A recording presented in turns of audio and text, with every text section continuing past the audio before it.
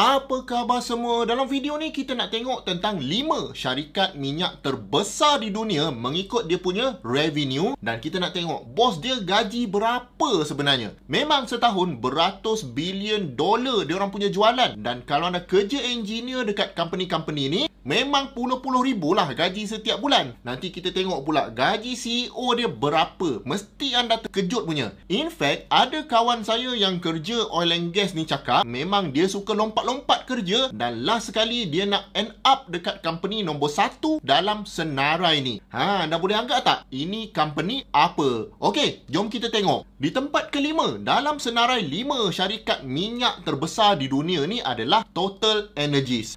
Kalau anda pakai minyak pelincir je nama Total, itu minyak dari company ni lah. Dulu nama dia Total, tapi sejak tahun 2021 diorang dah rebranding kepada Total Energies, dan syarikat ni berasal dari Perancis. Kalau dalam industri oil and gas, ada satu term yang dipanggil super majors. Super majors ni adalah syarikat-syarikat minyak gergasi dalam dunia ni dan tidak dimiliki oleh state.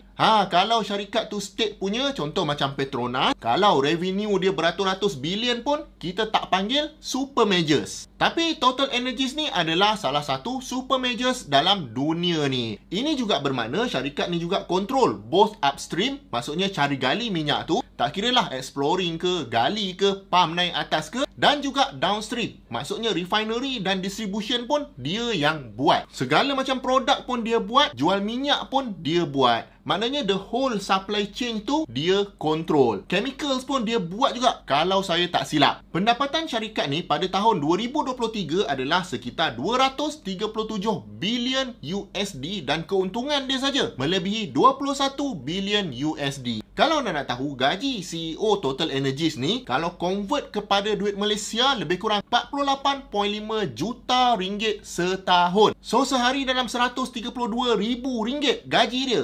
Kalau saya lah kena kerja 2 tahun baru dapat sehari gaji dia. Gila tak? Ini baru company di tempat kelima tau. Baik, di tempat keempat pula dalam senarai 5 syarikat minyak terbesar di dunia adalah Shell. Saya rasa kita dekat Malaysia ni memang familiar lah dengan Shell berbanding dengan Total Energies tadi kan. Tapi anda tahu tak, Shell ni sebenarnya adalah kombinasi 2 company, iaitu Royal Dutch Petroleum Company dari Belanda dan The Shell Transport and Trading Company dari UK. Jadi seorang gali minyak, seorang transport minyak, dan bila combine jadilah nama dia Shell sahaja, dan HQ dia sekarang ada di London, UK. Jadi Shell ni pun sebenarnya adalah sebuah syarikat super major lah. Maksudnya dia bukan state owned company. Dan sama macam Total Energies tadi, Shell ni dia sangat besar dan dia kontrol semua aspek supply chain oil and gas, tak kira upstream ataupun downstream. Operasi dia pula sangat besar dan berada lebih dari 99 negara dengan bilangan pekerja lebih dari 90,000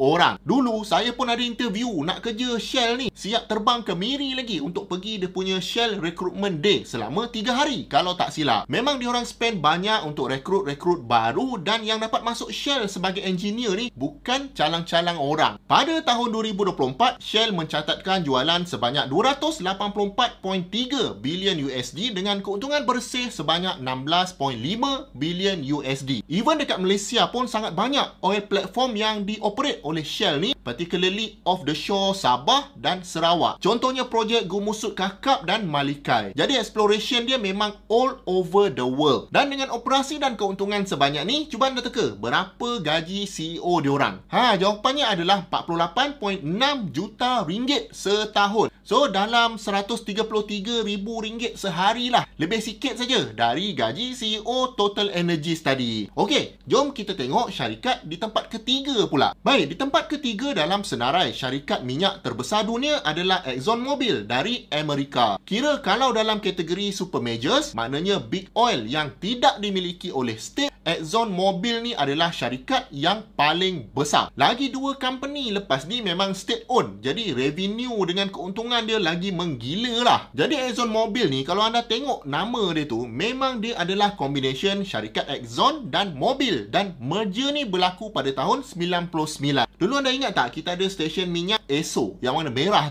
Ini salah satu brand company ni lah. Company ni sebenarnya memang dah sangat lama dan pada awal dulu dikenali dengan nama Standard Oil. Tapi pada satu masa dulu, Standard Oil ni jadi tersangatlah powerful dan dia monopoli pula setiap aspek oil production. Kalau monopoli ni orang marah lah. Jadi lepas tu company ni dipecah-pecah dan sebahagiannya menjadi Exxon. Pada tahun 2024, syarikat Exxon Mobil ni revenue dia adalah sekitar 349.6 bilion USD dan untung bersih dia adalah sebanyak 33.68 bilion USD. Jadi jauh lebih tinggi dari Total Energies dan juga Shell yang kita tengok sebelum ni. Gaji CEO dia pula berapa? Gaji CEO Exxon Mobil ni kalau anda nak tahu adalah sebenarnya jauh lebih besar dari gaji CEO Shell sebelum ni. Memang orang perasan benda ni sebab gaji CEO dekat US memang terlampau tinggi. Kalau anda dengar ni memang sakit hati lah. Gaji CEO Exxon Mobil ni pada tahun 2024 adalah sebanyak 185 juta ringgit Malaysia. Of course ini termasuk gaji, bonus dan juga dia punya ganjaran dari segi stok. Maknanya sehari gaji dia RM500,000 guys. Engineer oil and gas kita gaji RM20,000 kita ingat besar kan? Ini gaji dia orang RM500,000 sehari. Memang gila. Dalam 7 tahun lepas saya ada baca buku pasal CEO Exxon Mobil ni. Masa tu gaji dia baru RM300,000 sehari je. Tak banyak pun. Sekarang dah RM500,000 sehari. Memang gila. Baik, di tempat kedua dalam senarai syarikat minyak terbesar dunia ni adalah Sinopec dari China. Kita jarang dengar company ni sebenarnya, tapi dia sangatlah besar. Sinopec ni memang dimiliki oleh kerajaan China dan revenue dia mencecah 400 bilion USD. Ada report mengatakan Sinopec ni adalah antara company nombor 2 ke nombor 3 dalam syarikat paling banyak revenue dia dalam dunia. Definitely salah satu syarikat yang terbesar di China. Sekarang ni anda perasankan banyak kereta dengan motor dari China masuk ke Malaysia. Anda rasa ada kemungkinan tak satu hari nanti stesen minyak Sinopec ni ada dekat Malaysia? Cuba komen dekat bawah. Malangnya untuk state-owned company macam ni, dia punya data tak banyak. Jadi kita tak tahulah gaji CEO dia berapa. Okey, di tempat pertama dalam senarai syarikat minyak terbesar dunia dan tempat kerja idaman graduate oil and gas di Malaysia adalah